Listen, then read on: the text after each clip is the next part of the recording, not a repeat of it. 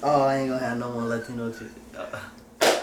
Greetings, brothers and sisters. Greetings, African family. This is Bomani Tayamba. I'm here with my good brother Titus and Tyree. What's up? And we're here to talk about a very important subject, which is the African influence in the Americas, especially in so-called Latin America.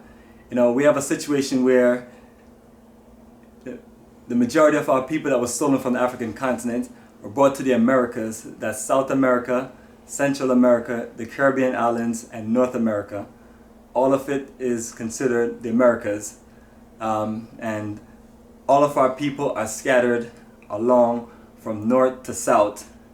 Now, we have a situation now where some of us were conquered, or some of us were colonized, or some of us were stolen and brought to countries that, you know, these white devils, the British, the Spanish, the Portuguese, the three main ones. So all of us speak their language in the Americas. Myself from Jamaica, English.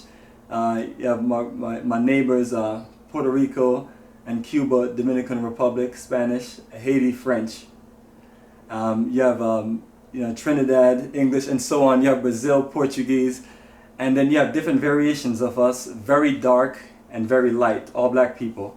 Now, one of the biggest issues I have is with a lot of these fake Latinos, you know, who don't consider themselves African. That's obviously, some of them are darker than me and you. Right, exactly. And, you know, I've heard one guy say, I'm not African, I'm not black, I've heard I'm Puerto Rican, I'm Panamanian. Yeah, yeah.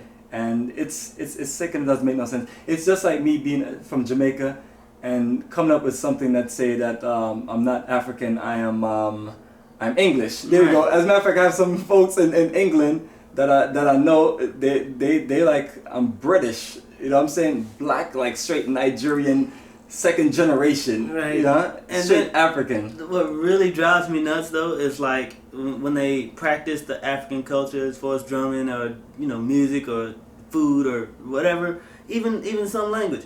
Like, you practice the culture, but you will not accept the African part of you. You know what I'm saying? And that's what it drives me nuts. That's like the same with the hip hop guys now, not even respecting the origins of that being from Africa. You know what I'm saying? It's just, so if your bloodline is, you know, can be traced directly to the African continent, and then for you to just, you know, try to cut that off just because of colonial influence or the indoctrination that you undergo just going through the system of school or whatever in these countries.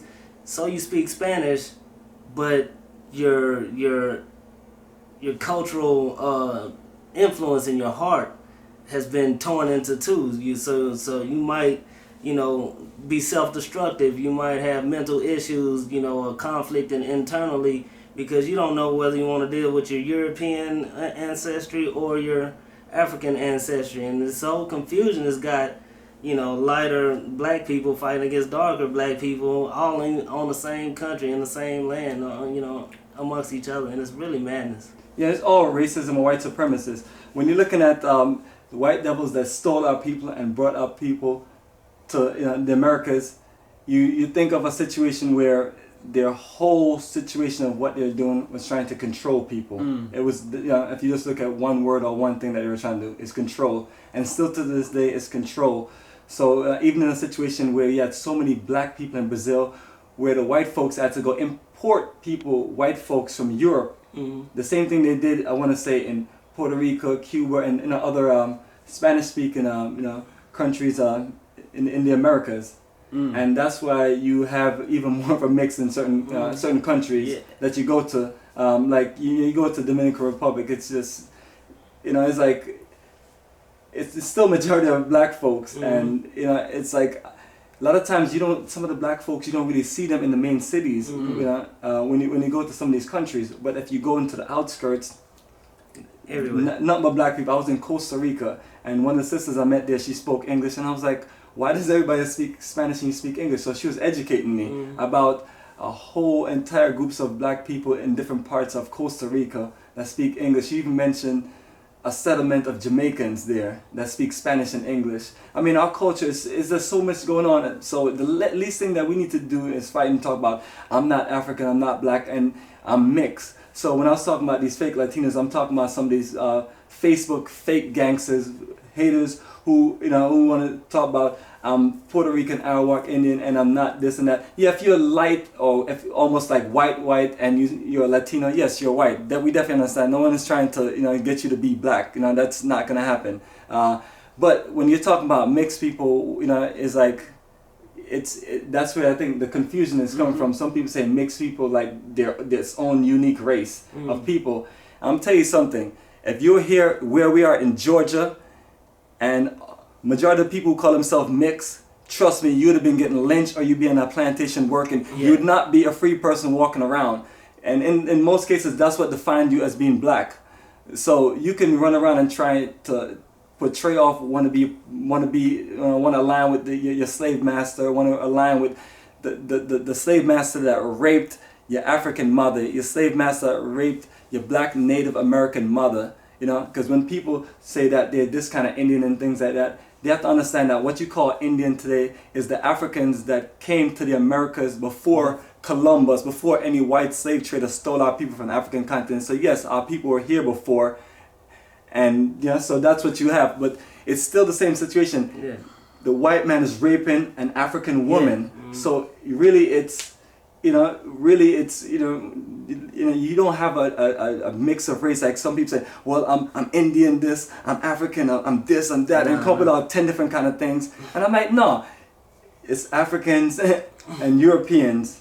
I'm not saying Europeans like Europeans are significantly mean white. Europeans saying that the majority of people that run Europe and in Europe are white people, and same thing as Africa. Even though we know that not all people in Africa are dark-skinned black people. So back to the Americas. I know this is getting deep for some people, but one thing that I just want to say, you had the British, they were their own kind of evil, and then you had the conquistadors, and they were their own kind of evil. You had the British over here, like, oh man, we gonna rape them and pillage them and take their resources, but we gonna treat them like they nasty and dirty and not even whatever. Then you got the conquistadors. They like, oh, we gonna kill the man child, but we gonna treat the woman like she's our woman now. You know what I'm saying? So we gonna raise the little kid, even though we gonna murder the would-be fathers or whatever, and keep mixing the bloodline or whatever. And now you can tell that it's if the queen over here says no, we don't want to raise those savage babies, and then you got these merchant Jewish Spaniards. They saying, oh yeah, we gonna make a whole new race of people, a whole new thing in the new world. You know what I'm saying? So it's got us beefing not only with language, but with the policy that they was running since the 1400s, the 1500s, the 1600s. These is two different economic centered evil plans to divide and conquer. And like you said, it's a control mechanism. Not only does it control your thought pattern, it controls the population. Who gets with who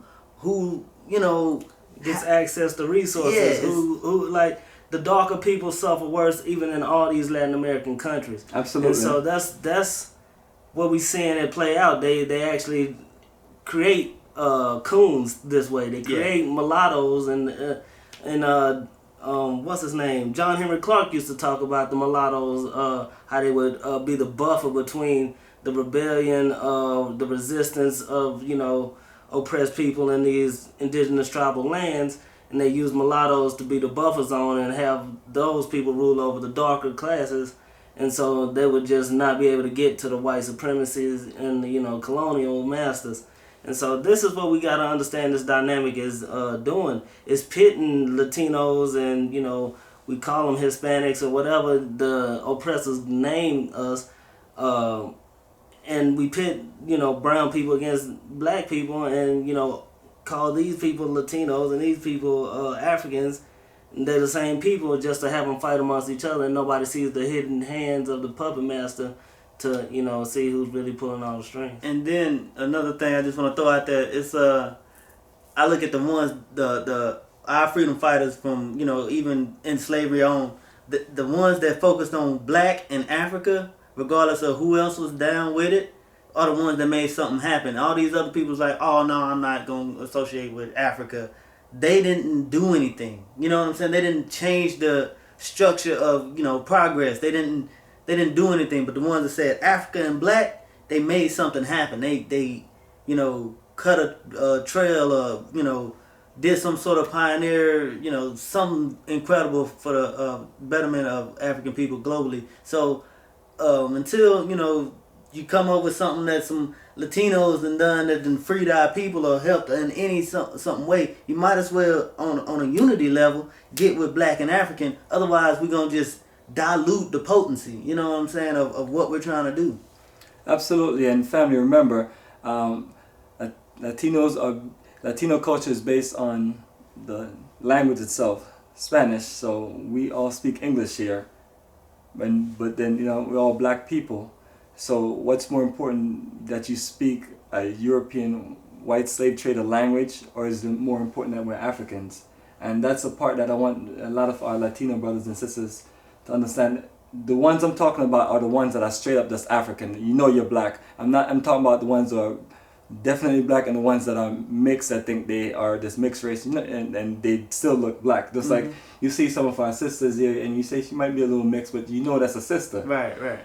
And the only difference you see in this situation is that that person now speaks Spanish, so you call that person, Latino or Hispanic person, and trying to pull them in a different circle, and and it's none. That's part of what has weakened our census numbers, and now they're like, black people in America are the lowest population of people, and people want to call us minority, and then it's like, I'm like sick of that stupid minority shit. It's like, we are billion plus people on the African continent. White people are the only minorities on this, in this world that we live in, and for us just to be treated this way in America, it's like, come on. So my brothers and sisters that speak Spanish, that are black, align with what's real, and educate your own brothers and sisters, and tell them that what going on is that they're falling for another white devil trick to divide black people, black African people, from being people who can come together and really restore the African continent and be a part of a great future. We as a people need to have a strong continent, and we're not going to have this incredible African continent if all of us are running with different programs, and all of us want to be this, one of that, all of us want, we have to have a good amount of us that understand that black is beauty and represent that in the fullest light. Every time I turn around, I've seen dark-skinned people being subjugated. Just like when I go to these Latin American countries, they have more racism than anything else going on in a lot of these Latin American countries. And I've been to several, because that's what we do. We travel the world, and we don't travel the world just for one thing. We don't travel the world to meet women and things. We travel the world for culture, economic development, and things like that. So another thing that some of these fake Latinos want to say, that black men who speak English in America are going to these countries for women. You have men that's doing certain things, but it's like to just throw people in one pot is madness. And it's like, people do not spend thousands of dollars on plane ticket to go somewhere to have sex with anybody. That's like ridiculous. That don't make no sense. You have a limited amount of women in America. Right here. So it's like, that's not the point. So just to get that out the way, and to let people see the trueness of what we're about. But our focus is all about Africa. We're just using America to let the black people in America know that you were stolen from Africa, and your true ancestral lineage is in Africa. And no matter how much you try to align with white people and try to think that you're going to get all these white benefits by you putting Hispanic or whatever or other, all that stuff on the census and things like that, all you're doing is just destroying your African history, culture, your population, and your power, and you're just falling for the same old games. So that's why I'm like, I'm not even trying to even stay in America and deal with all this stuff, because every time I turn around, all black people are doing is getting moved in different directions and getting distracted, to the point where even when we're on a plantation all day long, you deal with all that stupid stuff on there. You can't ever go home to say, I want to work on a business plan to do something in Africa and get away from here. They work you to the point where you're burned out, you're confused, you turn the TV on, you got madness going on, you turn YouTube on, you got a nut but sellout blacks on YouTube, just steering black people the wrong way just to make a dollar, just to make some monetized video, or just to sell some books or some shows and some things like that. So it's like, our people who are really about something, you really need to, if you're going to be out there publicly talking and sharing things, you need to guide our people in the right direction and share with them something versus this stirring the confusion of all this mix to where,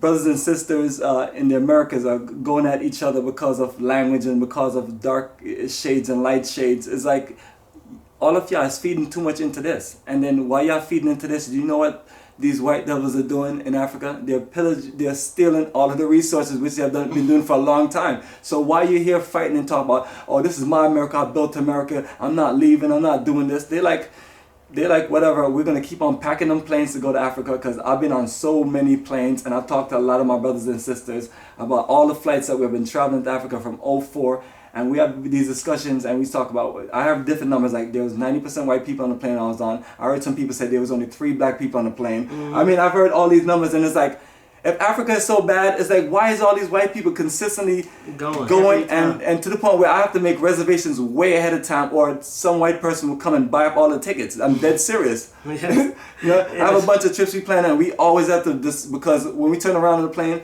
especially when we're leaving from Amsterdam to Ghana, oh my God. So family, it's like y'all can keep on talking about, oh, I'll go anywhere else but Africa, and those Africans don't like me and all that stuff. Do you think white people and Asians say Africans don't like them? As a matter of fact, they don't even care what the brothers and sisters in Africa feel about them, because they're going to come there and do their business and do their thing. So black family, I know we're getting into this dialogue wrong and everything, and I hope we don't bust people's brains. But it's about Africa, it's about nation building, it's about us who speaks a different language of the colonizers saying that we're going to return home. And eventually, we're going to get to the point where we're so strong in Africa, everything with English, Spanish, and all that stuff, burnt, gone. That language don't exist anymore, and we speak whatever language we decide that we need to speak as a black African people. So that's a possibility, but it's not going to happen if all of our people are saying, tomorrow, you might have black English-speaking people in America call themselves the Anglos. To make up a whole new one, man. They change every 10 years. Negro kids. I'm saying? We're called blacks, coloreds, Negroes, African Americans, blacks in diaspora, and all kind of stuff. But family, we're African people. We're Africans stolen from Africa and brought to the Americas. I consider myself a stolen African, running off the plantation, a straight up field Negro, running off the plantation and reaching out to the rest of the brothers and sisters and say, hey, drop all that Latino stuff, drop all this other stuff. My African brothers and sisters, come with me, let's build Africa, let's do for ourselves, and let's be free, and leave the rest of these folks to sink with the ship, because family, just like in the Navy, when they say abandon ship, you jump off that ship and you make sure you get your raft or something. But we've been calling abandoned ship, and people's like, well, I guess they're going to go down with the ship. This is my ship. I built this ship. I built this. I ain't going nowhere. We built this. We did this. We did this. So stop that weak argument, family, and let's come together, build a strong Africa, and keep it strong, and take care of our family, take care of our people, and sustain ourselves as a free people. Black Power family, and we'll keep it strong.